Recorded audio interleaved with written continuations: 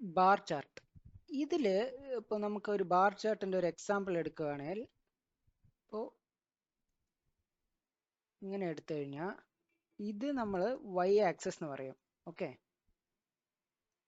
ഇത് x axis. ഈ നമുക്കൊരു ഷൂവിൻ്റെ പ്രൊഡക്ഷൻ ആണെന്ന് എടുക്കാം. ഫോർ എക്സാമ്പിൾ, ഒരു കമ്പനി ഷൂസ് പ്രൊഡ്യൂസ് ചെയ്യാണ്.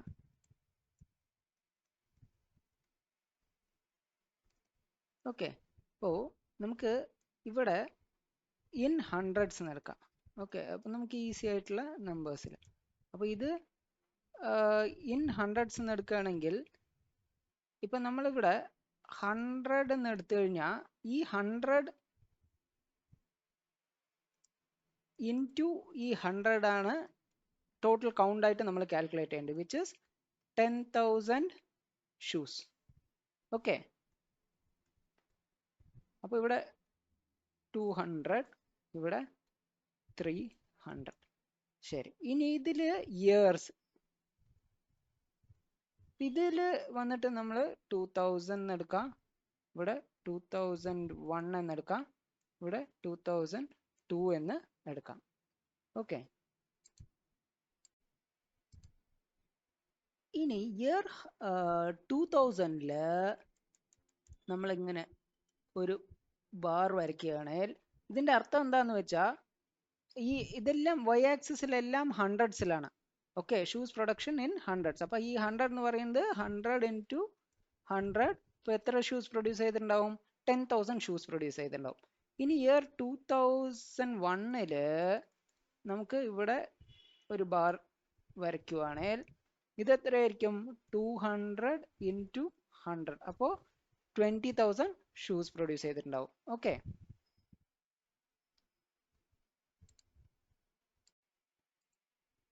ഇപ്പം ഞാൻ ഒരു ക്വസ്റ്റ്യൻ ചോദിക്കുകയാണ്. What is the percentage increase in production from 2000 to 2001? Okay, so what is the percentage increase in shoe production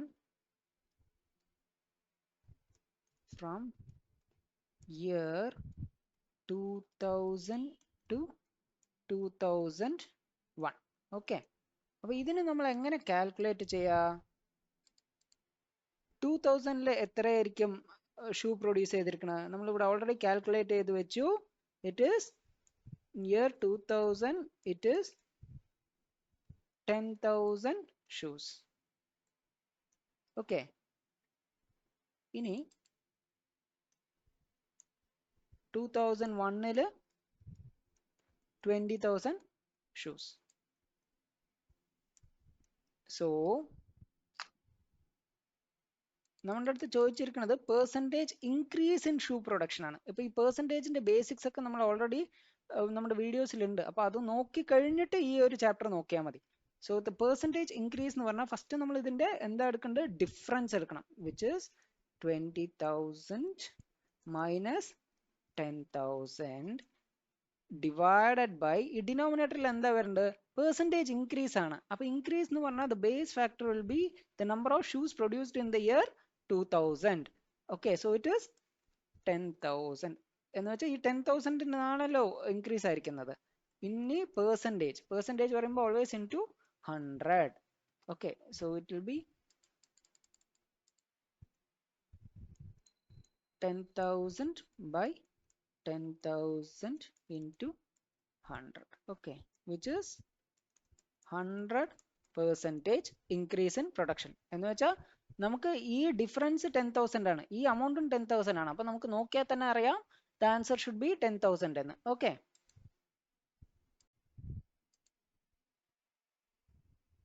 ഇവിടെ ചോദിച്ചിരിക്കുന്നത് what was the percentage decline in production of salt from year 2003 to 2004. Okay, so നമുക്ക് പറഞ്ഞിരിക്കുന്നത് production in 1000 tons ആണ്. Actually ഒരു ton പറഞ്ഞാൽ തന്നെ it is 1000 kg. Okay, ഇത് just for knowledge So 1 ton പറഞ്ഞാൽ തന്നെ it is 1000 kg. But ഇവിടെ തന്നിരിക്കുന്നത് 1000 tons ആണ്. So നമുക്ക് ഇതില് 2003-ല് 70 എന്ന് പറഞ്ഞാൽ sorry 2003-ല് 70 എന്ന് പറഞ്ഞാൽ it is equal to 70 into 1000 which is 70,000 tons എന്നാണ് ഇതിന്റെ അർത്ഥം. ഓക്കെ, ഞാൻ ക്ലാസ് ആയതുകൊണ്ട് കുറച്ച് എലാബറേറ്റ് ആയിട്ട് എടുക്കുന്നതാ. ബട്ട് നിങ്ങൾ ഇത്രയ്ക്കൊന്നും എക്സാമിൽ ചെയ്യാൻ നിൽക്കരുത്. പിന്നെ ഇയർ 2004 എന്ന് പറയുമ്പോൾ it is 25. Okay, which means 25 into 1000, that is 25,000 tons. Okay, ഇനി ഇവർ ചോദിച്ചിരിക്കുന്നത് what was the percentage decline in production. നമുക്ക് അറിയാം ഇപ്പോൾ 2003-ന്ന് 2004-ലേക്ക് നോക്കുമ്പോൾ തന്നെ 70,000 ടണ്ണിന്ന് 25,000-ലേക്കാണ് കുറഞ്ഞിരിക്കുന്നത്. So what is the percentage decline in production ആണ് ചോദിച്ചിരിക്കുന്നത്. സോ 2003-ന്ന് അപ്പോൾ 70,000-ൽ നിന്നും കുറഞ്ഞിരിക്കുന്നത് 25,000-ലേക്ക് കുറഞ്ഞു ബൈ എവിടെ നിന്നാണ് കുറഞ്ഞിരിക്കുന്നത്? ബേസ് ഫാക്ടർ എന്താണ് ഇതിന്റെ? 2004-ലെ പ്രൊഡക്ഷൻ ആണ്. By 70,000 into 100. Okay,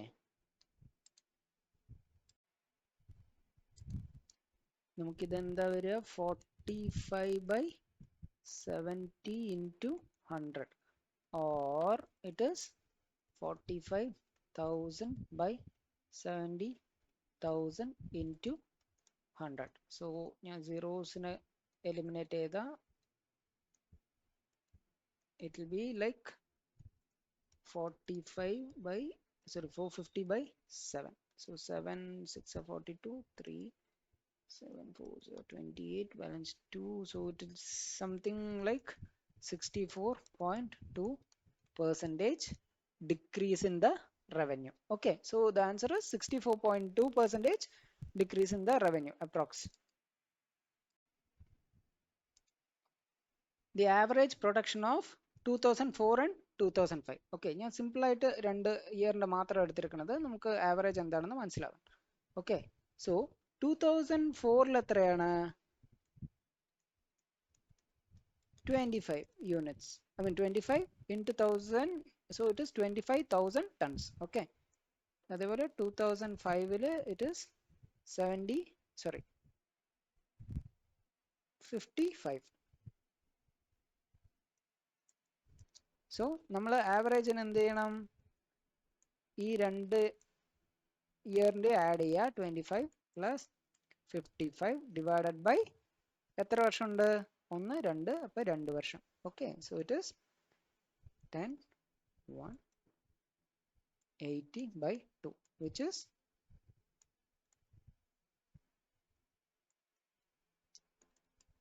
40 into 1000, that is 40,000 tons.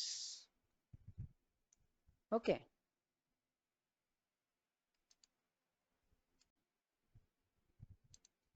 ഇനി നമുക്ക് average production of the company നോക്കാം. അപ്പോൾ ആവറേജ് പ്രൊഡക്ഷൻ എന്ന് പറയുമ്പോൾ ഇതിൻ്റെ എന്താ ചെയ്യേണ്ടത്? എല്ലാ വർഷത്തിലെയും പ്രൊഡക്ഷൻ ആഡ് ചെയ്യുക. Okay, so it is 40 plus 30 plus 70 plus 25 plus 55 plus 50 plus 80 plus 90. നിങ്ങൾ എക്സാമിൽ ഇങ്ങനെയൊന്നും എഴുതാനേ നിൽക്കരുത്. അഥവാ എഴുതുകയാണെങ്കിൽ പോലും താഴെ എഴുതിക്കോളൂ. സോ നിങ്ങൾക്ക് ആഡ് ചെയ്യാൻ എളുപ്പമായിരിക്കും. എക്സാമിൽ ഇതൊന്നും പോയി എഴുതാൻ നിൽക്കരുത്. ഗ്രാഫ് നോക്കിയിട്ട് തന്നെ ആഡ് ചെയ്ത് പോവുക. ഓക്കെ, ഞാൻ മനസ്സിലാക്കാൻ വേണ്ടിയിട്ടാണ് ഇവിടെ എഴുതുന്നത്.